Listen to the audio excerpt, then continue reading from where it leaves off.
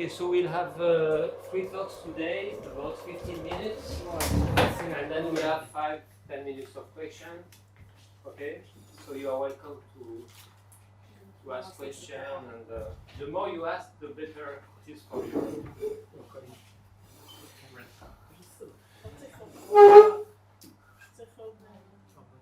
Okay.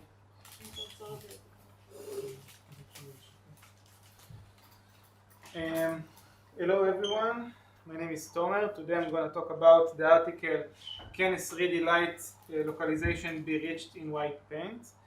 It's really unique article because it's talk about earlier article from the same group that claim to see localization in 3D paint, white paint, and this article is kind of criticize it. So let's start. I think I will stand here, it's much better. So in general, some background. So if you have a wave that gets through a medium, or to be more precise, a strongly disordered medium, so generally we know it's gonna get random walk or diffusion through it, and when it gets out, it's spread a little bit, it has like a less narrow path. So Anderson in 1958 said that theoretically, when you have a really strong disordered medium, you should see a localization. Localization, it's when a wave, it can be electron. Actually, in electron, it's common. We know this effect and we have seen it. It can be light. It's when a light gets through a medium and gets stuck in it for a while and then released. So in experiments, we should see a delay when the lights get through the medium and get out of it. So this is a graph of diffusion, the blue diffusion, the blue one, without localization. And the red one is with localization. When you have a little bit of delay of time, the light that got stuck inside get outside in a delay. So to get localization, we actually need a really small k times L parameter, where L is the mean 3-pass. That means you need a really disordered medium. So we decided, or to be more precise, they decided in the article to use titanium O2 particles because they have a really small KL parameter. So it has high reflective index contrast and strong multiple scattering in the visible, because we want to work in the visible wavelengths. Okay. So the evidence, and I said evidence with brackets because you will see it's probably not true for Anderson localization observation. So in 2006, they had some samples of titanium O2, and they checked two main things, two graphs. The first one is time of flight, TOF. You just look for intensity depends of time, and you can see that you have a kind of tail or delay in the light that gets out of the samples. In the gray, you will see the fitting. You can see the fitting doesn't sit really well on the graph, but it can seem to be, I don't know how to say it, like okay. But the point here is that the photons takes or arrive with a long delay, so it can describe localization. Which fitting? You say fitting? Here, the gray line. So the one which is flat like that, not the first part, not the first part of the time of flight. You can see here that it sits perfectly on the blue graph, for example, and then the sample or the real measurements are the blue, and the theoretical fitting is the gray one. So it's not sitting. You took this one. Okay, it's not sitting exactly on the graph. And the second experiment called transmission profile, or TP. So in general, when we are talking about diffusion, we know that this is linear by time. It's 4 times the diffusion parameter d by t. And here, after a long time, you see that the profile wide, that means the light that gets out of the medium is not spreading anymore, it's getting smaller or narrow. So this is, we think this is because of localization, because they got stuck in some place and get out of the same place they got stuck with. So it's not spread, it just even gets smaller after some times. And these two were the evidence for localization till this article. So, did we really observe localization? Spoiler alert, probably not. But there's 2 suspicions that made this group that wrote this article to think they didn't watch localization. To explain the first one, we need to talk about localization length. So localization length is like the minimum length of material or medium we need to have to see theoretically localization. If we have really narrow medium, so we won't see it because you don't have enough space where the wave goes through a material and have a chance to get stuck inside it or get localized. So we should see localization with 670 micrometer and above medium or material. So what they did, they just took a few samples, like the minimum, almost the minimum length and under it, and you can see the tail or the delay in photons in every single sample. So that means where we shouldn't see any localization, we still see it. So maybe it's not localization. The second experiment, so we said that we need a KL really small. Theoretically, we need to be at about 1. So we can take the same particle of titanium 02, put it in a gel, and increase this parameter to be even close to 10. So in this region, we expect to not see any localization. And of course, when we measure, we see the localization here in the black graph. We see the delay, we see the same tail. But in this experiment, they did something else. They put a filter, filter at the exit that measure the wavelengths or just separate the wavelength. So they could see a wavelength that is a little bit larger than the laser they put inside to get inside the medium. So as a result, when they here specifically they just throw away the redshifts or any wavelengths. So you can see that the tail is gone. The delayed photon are gone. So without filter, you just see diffusion, regular diffusion. So if you think a little about it, so it doesn't make any sense because localization doesn't need or supposed to change the wavelength. So maybe it's another thing that make this effect. But for now, we just know that the photons that are getting late or delayed have a different wavelength. So few things we know. We know that the wavelength is changing. Also, it doesn't depend on the localization length we talked about and the parameter KL. So, what could it be? Maybe fluorescence. Just in short, if someone is not doesn't know what is fluorescence. So, fluorescence, it's when a wave or a photon interacting with a particle. So the particle observes the photon and then emit another photon with a redshift with a little bit longer wavelength.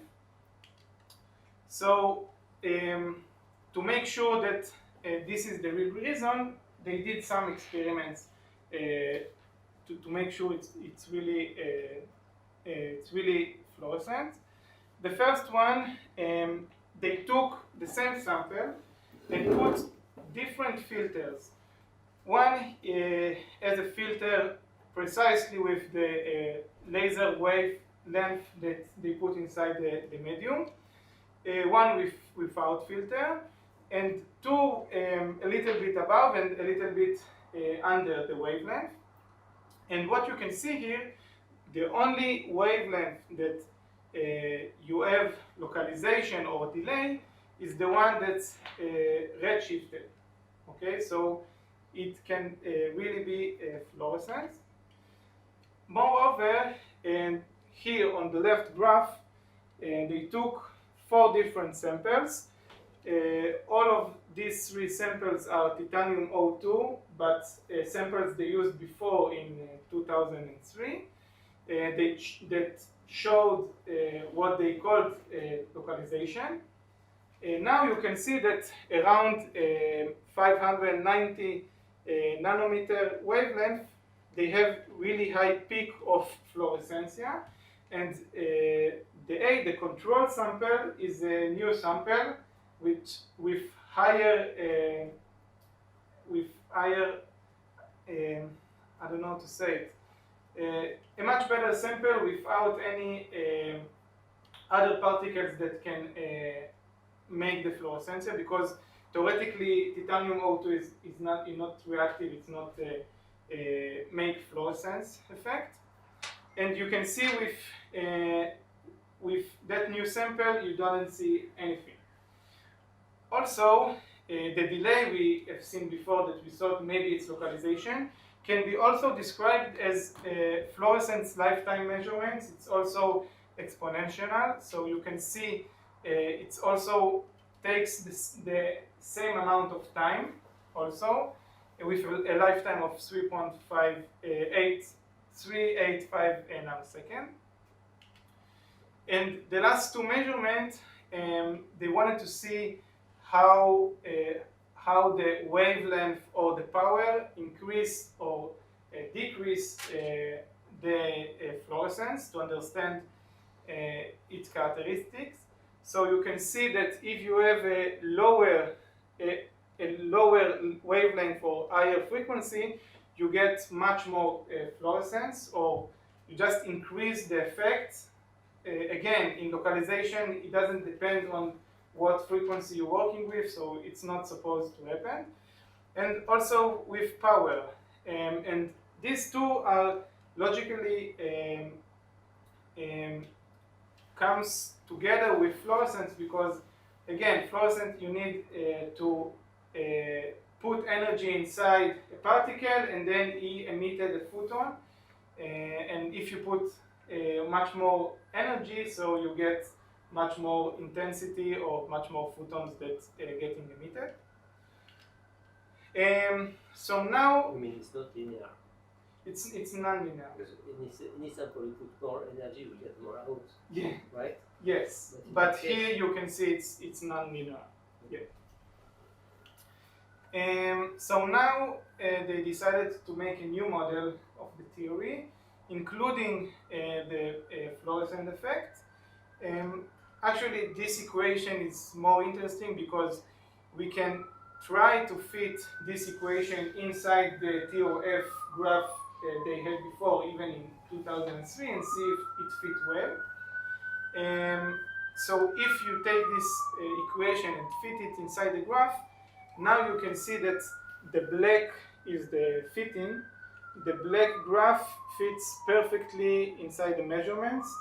A reminder, in the first graph, so the theoretical graph went just underneath. It doesn't fit really well. And also in the TP graph, you can kind of see a good fitting. Like the shape looks really good, but you have a little bit of shift. But they claim this new model fits really well with the measurement and can describe what they saw in 2003. So to conclude, this phenomena they saw in 2003 was probably fluorescence and not localization. And the reason they think they actually saw it, it's because they discovered they had a little bit of carbon atoms inside their samples.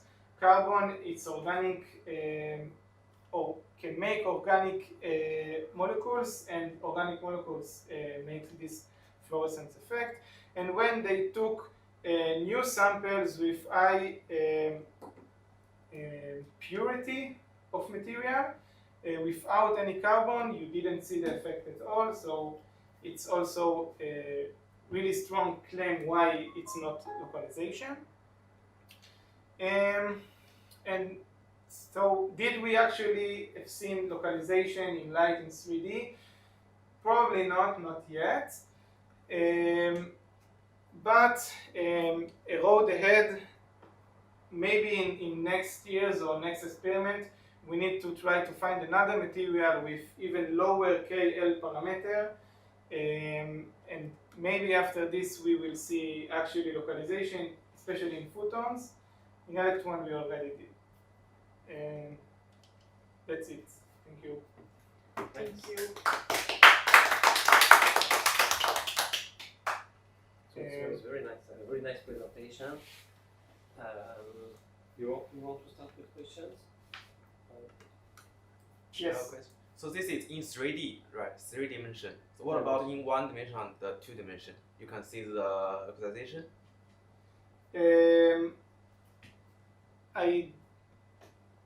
From what I know, probably yes, or it's much easier than 3D. But I haven't read like an article that shows and claimed that they've seen localization in 2D. So yes, in 2D it was shown. Mm. So the system that is used is a system which is invariant along one direction. So you can take for example optical fibers, you put them randomly, okay, but this is invariant in that direction, okay. So you sense light on one side, and the light will expand inside the system, okay. And when it's localized, actually the expansion stops. But it's purely 2D. I mean, just a transverse. It's called transverse localization. Okay. So that was shown actually the first time at the Technion by the group of Moti Seged. Okay. And now they use it. They use it to guide, to wave guide actually light in random kind of random fibers. Okay, thank you. Yeah. Another question maybe? Patrick, maybe you have a question? Yeah, so I have some comments mostly on what you showed. First, this just here, okay, this picture, I guess I know it doesn't, it's like what the AI could produce. Yeah, right, and it produces like random walk, and it looks like also a walk here in the localized case, like a particle that cannot go out. Yeah, like it stacks inside, right, but no. But yeah, it's not true actually. The particle, the picture is a potential. It's a negative potential, random potential, but the particle is on top of it. Okay, so in principle, it should be able to flow over the landscape of the potential, right? Yes. But because of the potential, because it's a wave, okay, so it's a quantum particle. It will feel interferences, and it will feel the potential itself, and it will move. So be careful with this picture. Yes, I know. No, it's not so easy. And then when you show when you show the time of flight here, you say that the red one is localized, not the blue one. You say the red one has the longer tail, so it stays longer, so it's localized. Yes, that's what this specific graph is from the article, and they showed here that this is their proof for localization, like in 2003. But in that case, this is just, this can be fit. I see a fitting, by the way. There is a fitting, the gray curve, right? Yes. So I guess this is fit by the diffusion equation. Right? The blue one? For Well, the the red. red also is fit. Yes, both of them are fitting with the diffusion. So Yes. diffusion equation, this is the case where you can actually this plot of the time of flight distribution, which is plotted by the way in log scale, right? So you see like an exponential decay at the end. This is fitted by the diffusion equation where the diffusion constant d. Okay. Yes, yes. Because here when you okay, what you show here is different. What you see that there is a first exponential decay and then there is a slower decay. Okay. So this that also looks linear. yeah. So this was at first I thought that was a renormalization of the diffusion constant. The diffusion constant is not constant anymore. It's renormalized and it gets actually a smaller diffusion, stronger diffusion. So it should go to 0. Okay, which is the prediction of Anderson. Okay, and that's what they guessed first because of this. So there is like a stretching of the exponential. The exponential goes down, and then there is an extension like that. This is something that is really peculiar that raises their attention, but not the fact that the things grows like that, because this is just a different constant, Yes. which is even smaller, but it's still diffusion. Okay. Okay. So you see that actually what we want to see from this paper is that the main question is what are the signature of localization. We need to have good signatures, and signatures of only localization, not of something else. And here they found out that it is also the signature of fluorescence effect, okay, nonlinear effect, okay. So it's very difficult, very critical, because we are in the regime where even if the amount of fluorescent material there is very small, but because the light spent a lot of time in the medium, so at the end the small nonlinear effect will have some strong effect. Yes. Okay, and that's what you see here. So it's a very tricky. Before that, there have been other works where they claim localization, and then they found out that this effect is actually the effect of absorption. Okay, so same thing. Even if the absorption can be very small, the fact that you have a strong interaction with the matter inside the system, at some point it becomes to be dominant. So there is a real challenge to identify the right signature of localization. That's the main message here. And today there is no demonstration of 3D localization except numerically.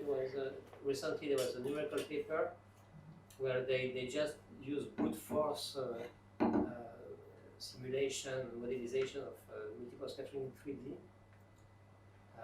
And there have been even papers that claim that localization in 3D for light is impossible. Okay, because of polarization, which plays a strong role. Okay, so there is a big debate here on this topic. Okay. Okay, thanks a lot. Thank you.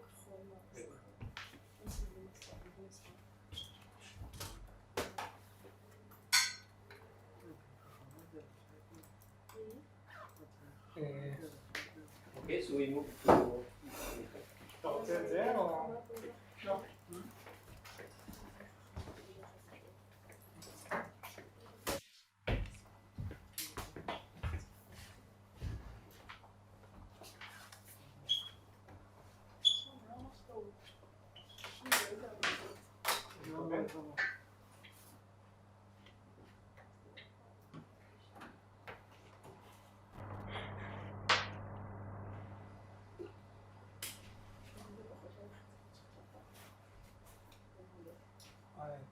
המקרה ממש מסנגר, אז פשוט לא מסתכלת לכאן, זה נעים לך כאילו.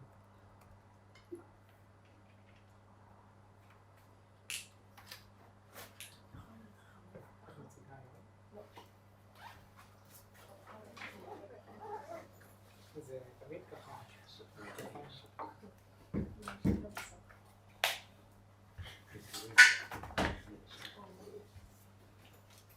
Yes, that's not. Okay, my name is Amichai Don. We talk today about the article Anderson localization of ultra cold atoms. It's published in 2018 9 in the journal Physics Today. The most of picture is from Gemini, so it is not directly correct. Blame Google. Okay, so background, like Tomer did. What is localization? Localization. We usually think in a linear way. If there is a wire of a conductor, the number of defects in the conductor grows the resistance in the material in continuously way. In the famous picture of Eiffel Tower, continuously we saw less and less light when we go up in the Eiffel Tower, because the density of the fog is bigger and bigger. This is the usual thinking, but Anderson claimed in his paper that there is some density of defects in the Homer, some density of scatters that cause that the light, the wave, stop go through the medium at all. This, like we can imagine that Eiffel Tower in some specific density of fog, we saw this. There is no light came at all from this area because the fog is too density to let the light pass. So what the mechanism of the phenomenon? There is a medium with a lot of defects, the black points. The lines is the main wave that try to go through the medium, but from every point, every defect, the wave hidden and return with the opposite phase, and the main the go forward wave and the return wave create a destructive interference, and there is no energy that go out from the medium. The condition for this phenomenon is that we need that the wave will be coherent, the same phase but opposite. If there is no coherent, there is no interference. We need that the medium will be random disorder. If it is not random, for the periodic, we can see that we get sinus waves go out, not full interference. And we saw that the energy density decay exponentially in the space. And the energy in a very low space, there is actually no energy that go out. Okay, so what a problem to solve? Why we don't see a black point in the top of Eiffel Tower? So there is some problem that not let us saw it in the everyday life, and why it's so hard to measure it in experiment. So in the article, Anderson talk about electrons, but electrons there is an electric force between them. Even if they want to localize the electric force break the localization, and we cannot see it. In the light, we can saw absorption the photons in the matter, so we can saw that the light don't go out, but not because of localization, it's because the absorption of the light. We need that the wave was a coherent phase, so we can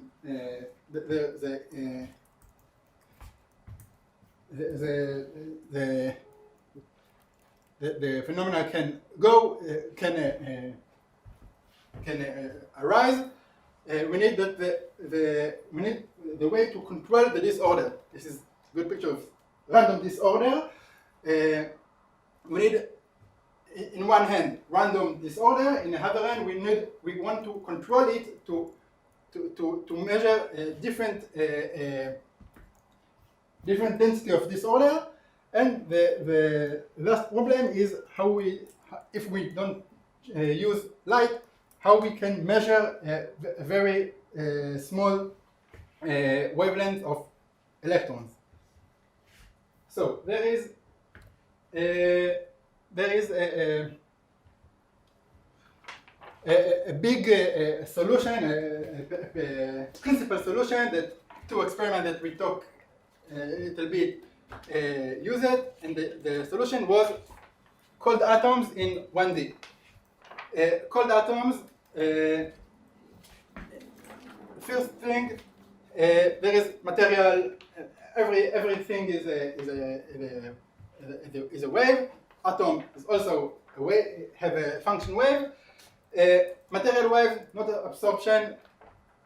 The material number of atoms in materials stay don't change. When we cool down the atoms, we minimize the interaction between the atoms.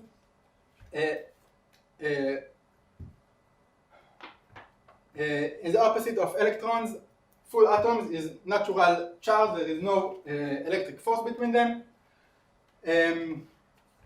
Okay, and now we talk about ultra cold atoms. What ultra cold?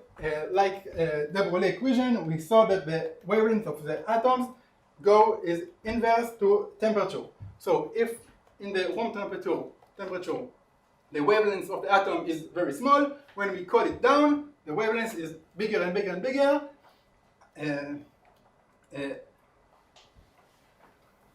Bigger. So they touch the wavelength of the next atoms. What happened in this situation? That all the atoms that the wavelengths touch each other became a one giant wavelength in a Bose-Einstein condensate that there is in a ground state of energy.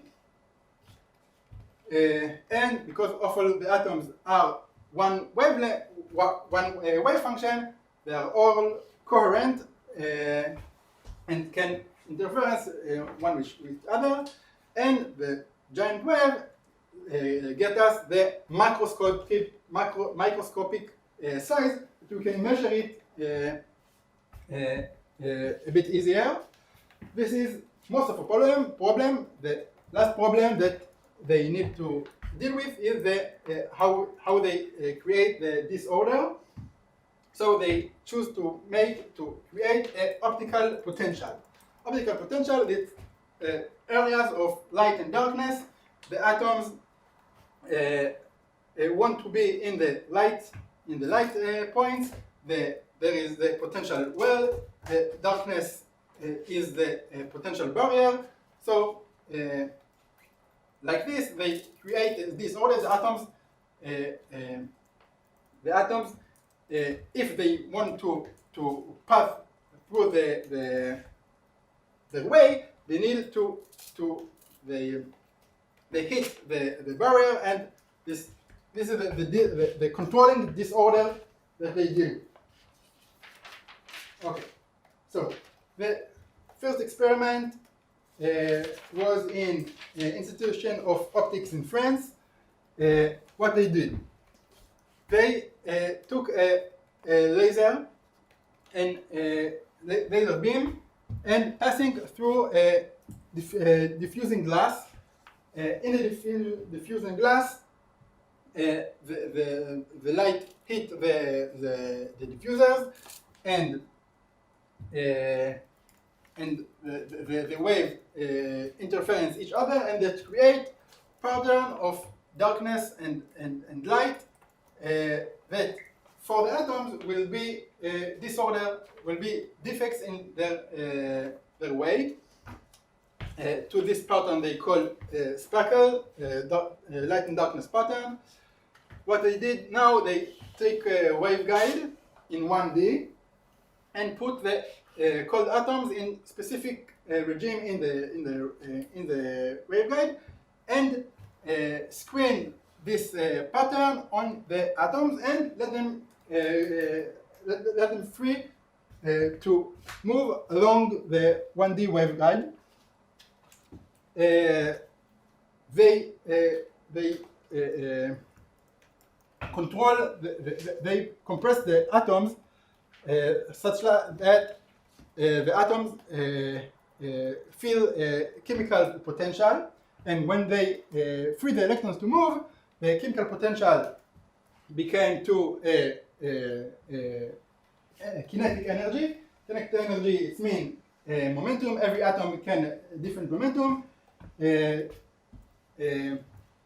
Different momentum means different wavelength of the atoms, and they choose the chemical potential like that all the energy of all the atoms was above the potential barrier, that to avoid the situation that they saw that they can see localization, but not because localization, because classical trapping between potential barrier.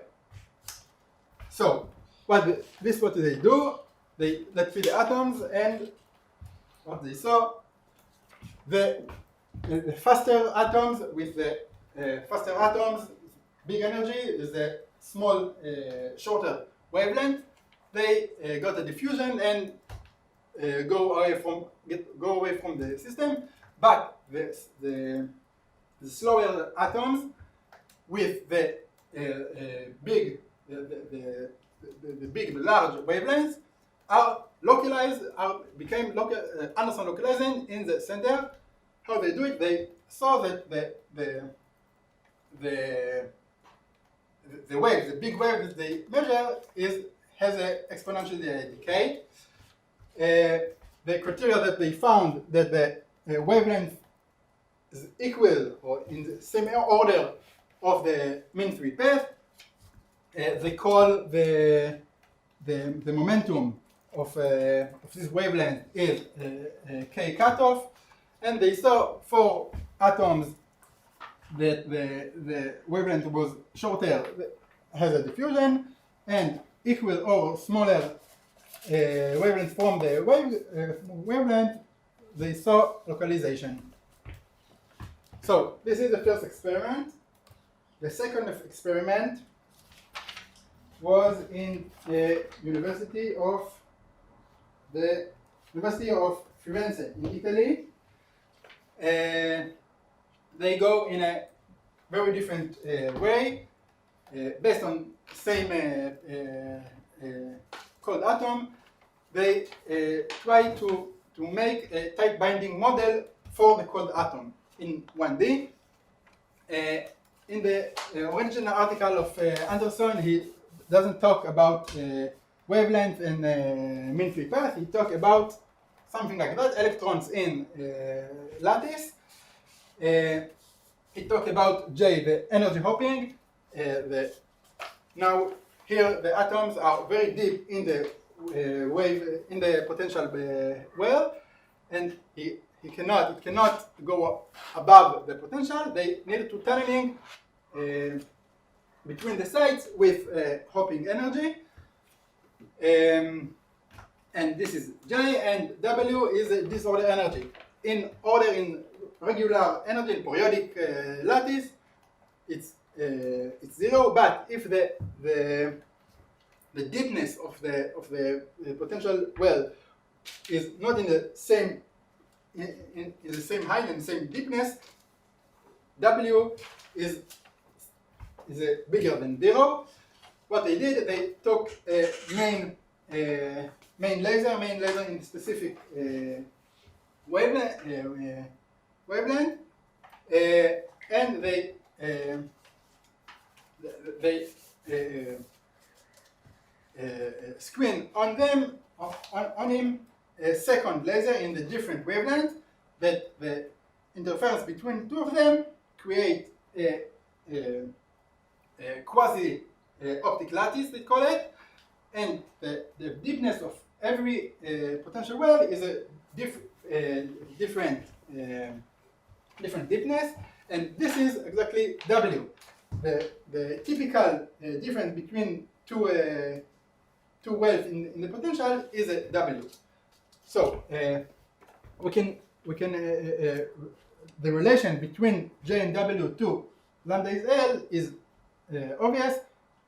Small lambda is very energetic atoms. Small lambda is very energetic atoms. It's equivalent to big J, and mean free path. Small mean free path. It means that there is a lot of disorder. Lot of this disorder is big W. So what they found that if there is a small disorder, the atoms tunneling as we expected, and there is diffusion. But if we go increase the disorder until the number of W equals 2 times J, they saw that the atoms stay in their place, no tunneling, and get localization.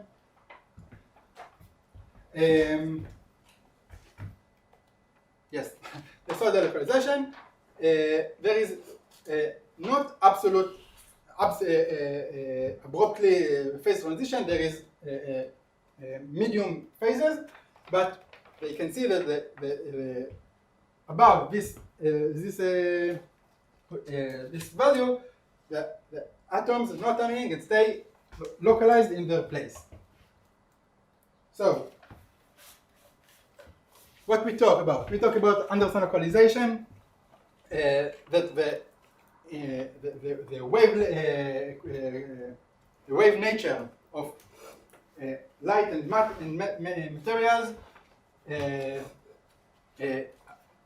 create a new phenomenon in very density disorder. We talk about the problems to saw it, to measure it. The solution that those two experiment groups found is ultra-cold atoms. They solve the most of the problems, the absorption, the interaction, the measurement problem. The disorder that they use is optical potential. The first experiment used laser speckle, dots of light and darkness, that the atoms should pass in the energy of the atoms is very above the potential barrier, but the interference that come back from the barrier create a distinctive interference. And the second experiment that they use bichromatic lattice, they create an optic lattice from two different lasers and measure the Anderson localization. Thank you.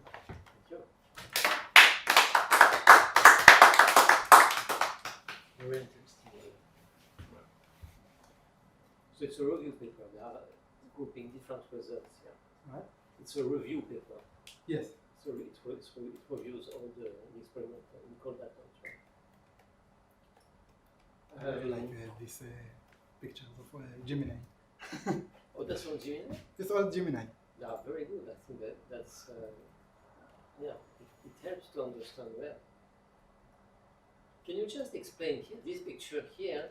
You say the atoms they go in the region where you have light. Yes. And not in the dark. What is the reason for that? The expression that the atoms have, there is natural electricity, natural charge, but they have a dipole moment because the proton and the electron are not exactly in the same place, and the light are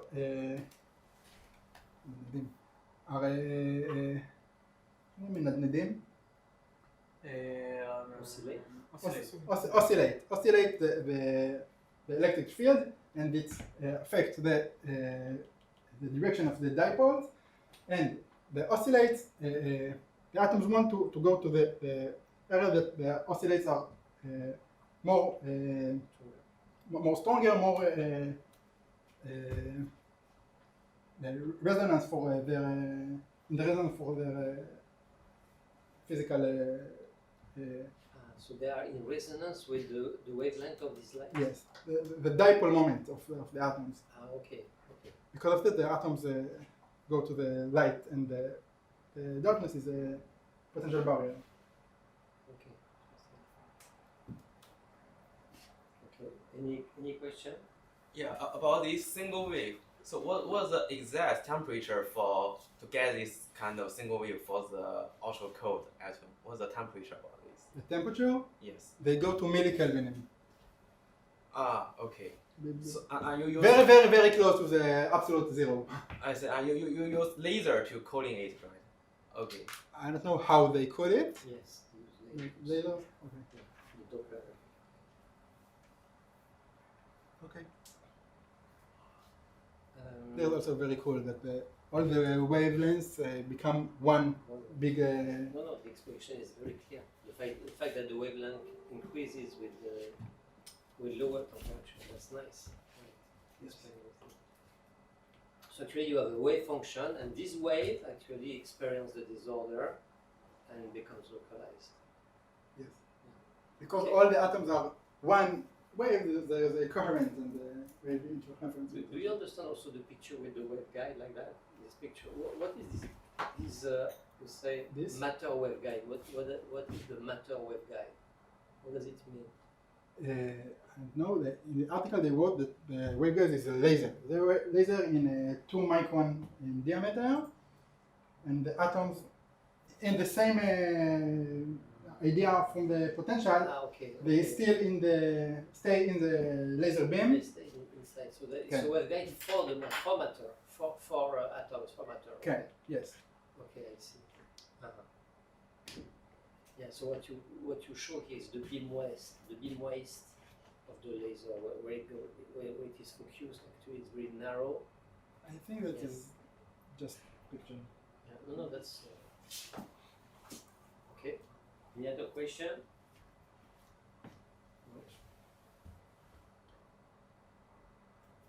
So this is not localization for light. This is localization for matter. Yes. Okay. It wasn't for waves. Waves for. Yeah, it's wave for sure. Material In waves. general, right? What we call classical waves. Although, yeah. What about, so this is 1D. What about 2D, 3D? We don't talk about it. Yeah. No, you don't look for that. No. I think that in 2D they have a demonstration of localization for cold atoms. Those groups. No, not this group, another group.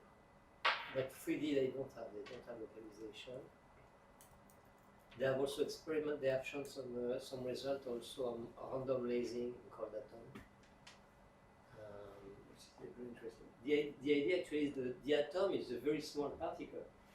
So in principle, it's very small. So in principle, the light should not see the atom, right? But here you increase the cross section by the fact that the light is in resonance with the atom. The atom has a transition which is near the wavelength of the light. Oh. So this way, actually, you get you remember this picture of the cross section, the how did I call that? The geometrical cross section and the actual cross section can be much larger than the physical, the geometrical cross section. So in that case, the geometrical cross section is very small as the size of the atom, right? But it can be huge actually. The effect can be huge because of the resonance. And that's a general approach in localization. You always look for scatterers that are in resonance, that have very strong resonance with light or with the wave in general, to increase scattering cross section. So you decrease the mean free path and you get closer to localization. Okay, thanks a lot. Thanks a lot.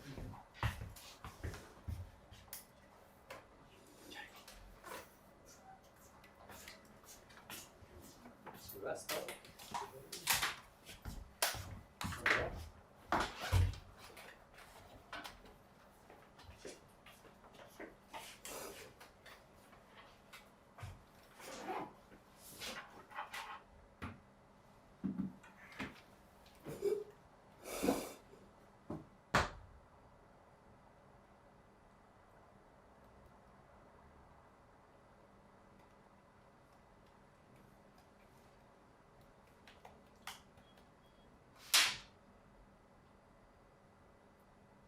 it's a good idea at the beginning of the presentation to show the article or of the authors.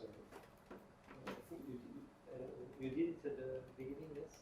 You showed the title of the... Yeah, it was there. Okay, sorry. Is it working? It's Yeah, coming. it's just strange. You need maybe to change the screen. No, it's,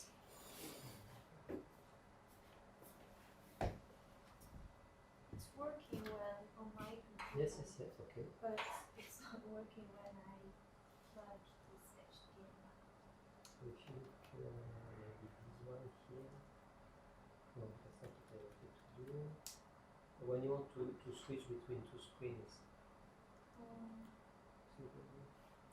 or maybe you know what, you should move that to the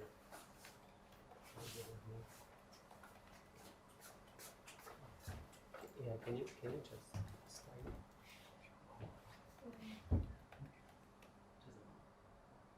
你这个能放映吗？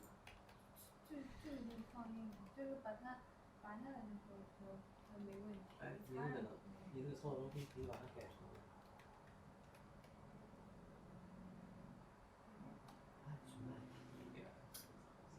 That's why. 应该是在这个 desk，在这 screen。screen 拿着 screen。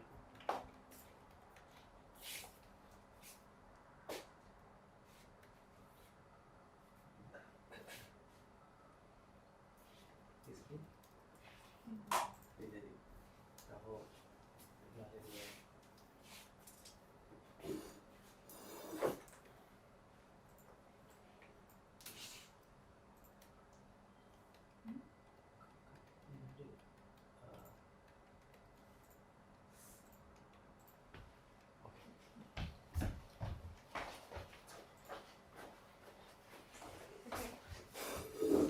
Okay, you can start.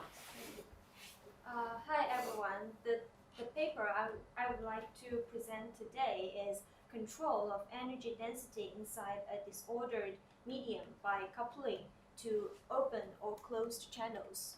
This is the work by Selma and it is published on PRL in 2016. And it has long been known that there are many fascinating and surprising effects by the interferences of the light waves. And one of them is the creation of transmission eigenchannels. There are two types of transmission eigenchannels. One is the open channels. It shows high transmission and deep penetration of light. And the other one is the closed channels, that it shows low transmission and shallow penetration of light. There are numerous theoretical and experimental study on the transmission eigenchannels. So there is a natural question that can we control the optical intensity distribution inside the scattering medium? The context of this research is that, in fact, for a long time, controlling the energy density distribution has not been realized due to the lack of an efficient wavefront modulator. And in the past optical experience, the samples used are usually have open slab geometries. So it cannot control all the input channels because of the limited numerical aperture of the geometry. As a consequence, the open channels are weakened, so they could not control the internal energy density, input modes, and the internal energy density profiles are inaccessible. In this research, however, they didn't use the open slab geometry. They used an on-chip 2D disordered silicon waveguide with a tapered lead. Here, the tapered lead, W1 is 330 μm, and the at the back of the waveguide, it's the W is 15 μm and the angle is 15 degrees. And the tapered lead is designed to increase the degree of input control.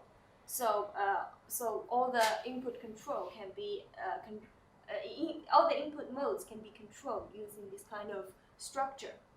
And the disordered region are full of random air holes shown in figure C. And the side walls are made of triangular lattice of air holes. So this shows the disordered region and the scattering of lights. And this is a 2D silicon waveguide. So the horizontal axis is z-axis and the vertical axis is y-axis. So there's no x-axis in this research, so we should pay attention to that. The wavefront shaping is set up like showed here. They used phase-only spatial light modulator (SLM) and to produce the illumination line of shown in figure B. And this illumination line has a size of 330 multiplies 1.1 μm. The 330, as we talked, is the length of the front of the tapered lead, and the resolution is 1.1 μm. And in figure C, it shows the spatial distribution of light intensity inside the disordered waveguide for a random input wavefront. So the horizontal line is the z-axis. So here it shows the transmission of lights, and the y-axis it shows the energy distribution. So the illumination light should be vertical, no? It comes vertically on the way.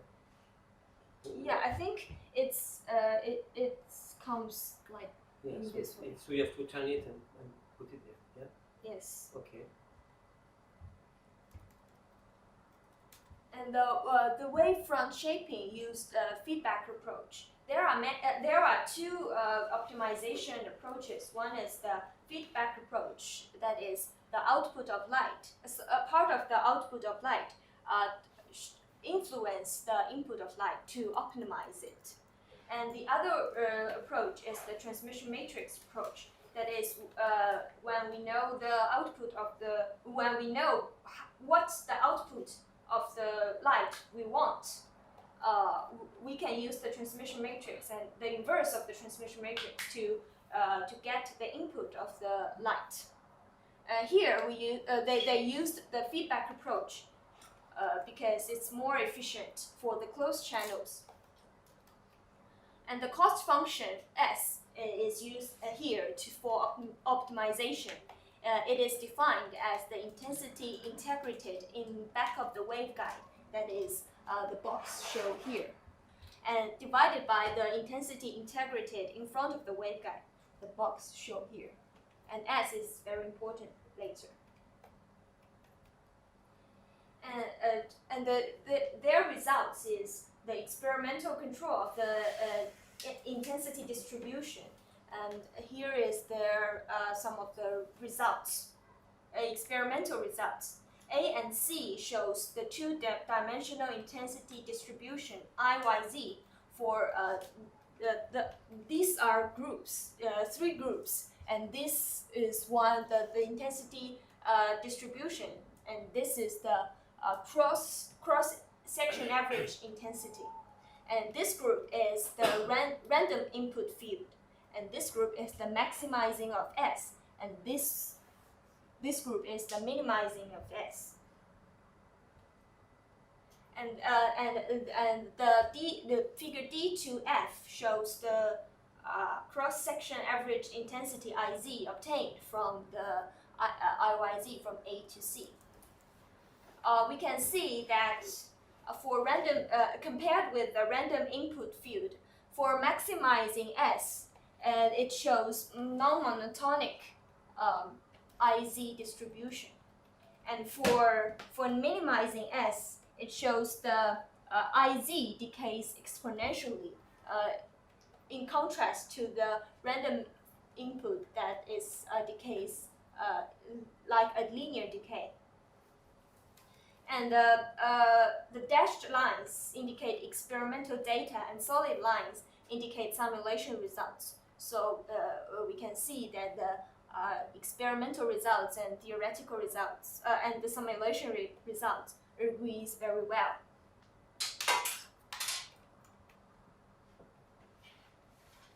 And also, they project the transmission eigenchannels. They project the optimized input on the transmission eigenchannels to see what eigenchannels are on these experiments for different scenarios, for maximizing S or minimizing S. This figure is a little complicated, so we need to be patient and see them one by one. And this result is the numerical simulation of wavefront shaping. And for A and C, that's these two figures. It shows the weights of transmission eigenchannels in the optimized input field. This one is for maximizing S, and this one is for minimizing S. The weight shows how much this kind of these eigenchannel weigh in these energy in this transmission. And tau, the higher tau is, it means higher transmission channels. So we look at figure A. Here, the blue line shows the random input field. So the different transmission channels are evenly distributed in this figure. And for phase-only max transmission channel, it shows a peak at the highest eigenchannel. And for maximizing S, it shows that it enhances the high transmission channels, but it does not has a peak, has a sharp peak. So not only the highest transmission channel, but also the channels that slightly lower than the highest transmission channel also has a significant impact on these energy distribution. So now we see figure B and D shows the corresponding cross-section averaged intensity IZ inside the disordered waveguide. And this green dotted dashed line shows the maximum also with the amplitude modulation. And this red line shows the phase-only phase-only modulation. I don't understand. What is the green? What is the green? Sorry? What is the green line? Green line is the maximum with amplitude modulation. Because the red line is the phase only. Okay. So okay. When you max, so that's the maximum transmission that you get for give an optimized wavefront. Only in phase. Max S is for phase and amplitude, right? Max S is not for it's for the optimized cost function. It's not for the phase only max or. And max alone, the green one, max only max like that. What does it mean? The green. Yes. It means the phase only max. Sorry. It means the maximum with phase modulation and also amplitude modulation. Ah, okay. Okay. So the maximum S also has because the lower transmission channels also plays an important role in this experiment. So the maximum maximized S result, the energy, the IZ, the energy, the intensity, is slightly lower than the maximum. And for figure C and D, it shows the minimized S. The blue line is also evenly distributed. It's a random input field.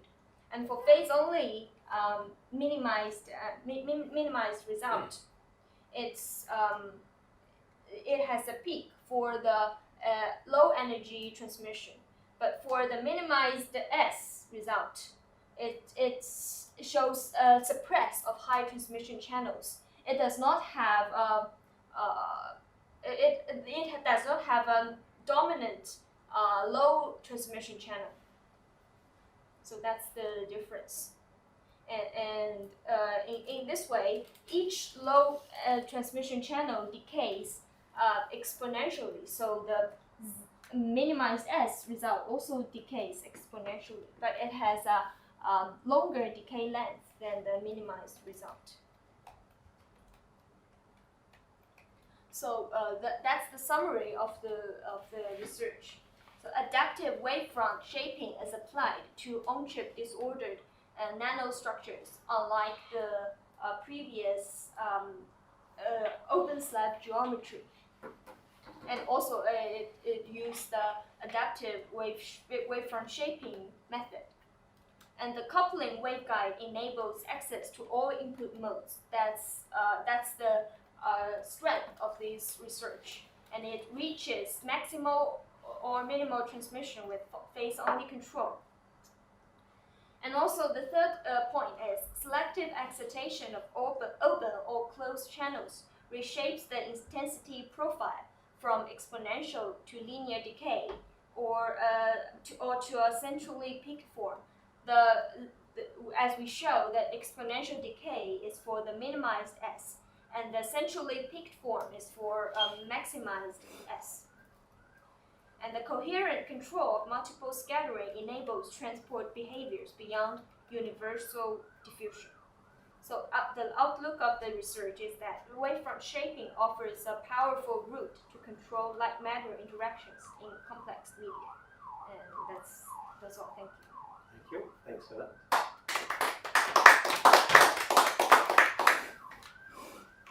Can you, because it's hard to understand the experiment itself. You show the system, okay? Can you go back to the system with the, here, okay.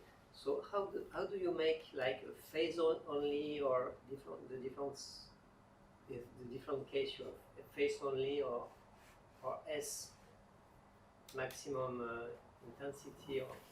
I think the phase only is because the SLM provide phase only modulation. Yes, but what you show in the illumination line, you show an intensity modulation. The modulation is in intensity, right? So what would be the illumination line? I think it's interference because of the change of phase and the interference. So this is an interference between the change of phase and some reference beam. You need a reference if you want to look at it. The interference, you need a reference beam somehow. So you have the laser coming on the SLM phase mask. So that's typically the structure. So it's kind of 1D structure, okay. And this is reflected back onto the sample.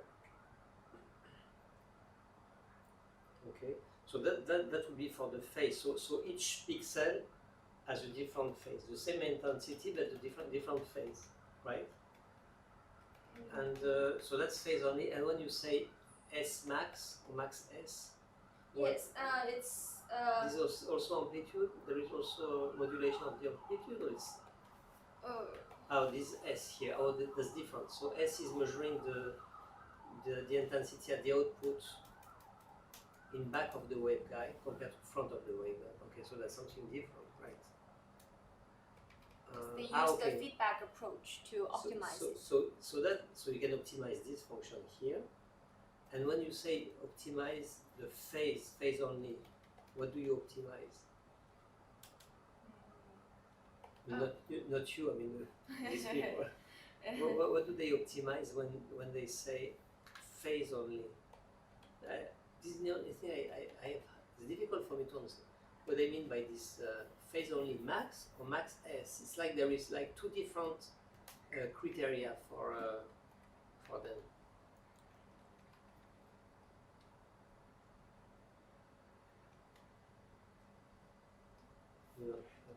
No, you don't.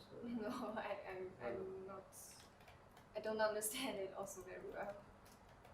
No, as we understand, it's clear. You compare the input and Yes, output, yes, so you can optimize yes. to have maximum output or minimum. But phase only,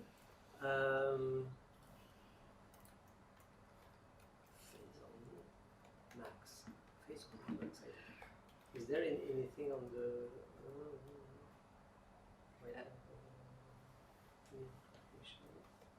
No, in the caption They there's don't explain. Okay. no, they didn't. So that's explain. something to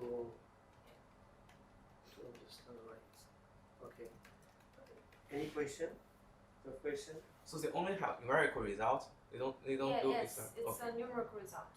Oh, that's not experiment? Oh, yes. It's numerical, Oh, and this wow. is experiment, and this is numerical result. Ah, yes, because here they decompose actually. They yeah, for sure. They decompose. Ah, but it's only numerical. Okay. No, they could measure the transmission matrix. They didn't measure the transmission matrix directly. No, they claim that for a transmission matrix for the closed channels, it's more subject to measurement noise, so it's not good for it's not as good as feedback approach for Right. this. Yeah. So there is this feedback approach which is quite easy, but measuring the transmission matrix is complicated. Right. Oh, okay. Okay. Good. Okay, understand better. Yeah, but anyway, it's a very nice experiment. And it's interesting if you show the sample itself, the waveguide. Can you show the waveguide again? Yeah. So actually you see the figure D. To make a waveguide, you use a periodic structure made of holes. This is called the photonic band gap. So this structure actually does not let light come inside. Okay, it's like a wall for light. I mean, for specific wavelength. It has a gap, so that means that there is no transmission for that. So they use it to make two walls, top and bottom walls, and inside they have the scattering medium. But I show you also another experiment in the course where they don't have scatterers inside the waveguide, but just the fact that the walls, I mean, this photonic band gap structure is not perfect. You never reach perfection, I mean, so there must be some fluctuation in position. That's already enough to see localization. The fact that you don't have a perfect reflector on the side, but there is some kind of variation, small variation, actually you can see very strong localization in that case. Yeah, and yeah, I didn't realize that. You make me realize that this idea of the W1 is to increase actually the size to be able to have a control of the input pixel by pixel, right? And then this is focused on a very small scale, which is the scale of the waveguide itself. So the scale is what is 20, I would say 15 micron. The waveguide is 15 micron, right? Yes. 15 microns. And how many scatterers they have? About 1, 2, 3, 4, 5 transversely. So this is called I mean they call that 2D, but it's really a guided version of the 2D system. When you force the light to be confined in the transverse direction, you somehow you increase the effect of feedback and backscattering inside the system. So it's a way to increase the effect of localization. This is contrast to an open slab. or you have just a slab of material, you shine light, the light can expand everywhere inside before getting out. So here, by confining the energy within this waveguide, we can see localization. So that's something that we do in the tube experiment.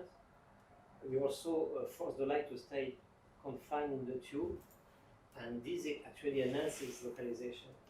So people, they don't want to call that 3D localization, but this is 3D. They call that quasi 1D localization. So this is like quasi 1D localization in the same idea. Okay. Okay. Thank you very much. We had very nice talk, very nice presentation. Thank you for the others for coming and supporting them. So next time regular at 3, we meet at 3. Okay. I won't make you this. Okay. I will present also next week. Can I send you? I'm presenting also next week Yes, because yes. I needed to do this today. So. Register late. You are not in the No, I told you in the email because I was in the army last week. Yes. No, I have the message. No, sure. Can I send you the presentation on the Gmail or You want to send me the presentation? the presentation? Like for next week. If you want, so you want me to put it on my computer, so you want to use my computer? What is, or just you just want me to look at it before? Ah, of course, To yeah. give you some feedback. That's my goal. Okay, sure. Okay, I can thank give you. you some feedback. I don't know if I have this on here. Maybe I'll send it to you. If not, I can also connect my computer, right? Yeah, sure. Okay, so that's fine. Okay. Thank you. Thank you so much. Thank you, Patrick. 这个最好是这个。 I'll send you. 哦，那我也来就可以。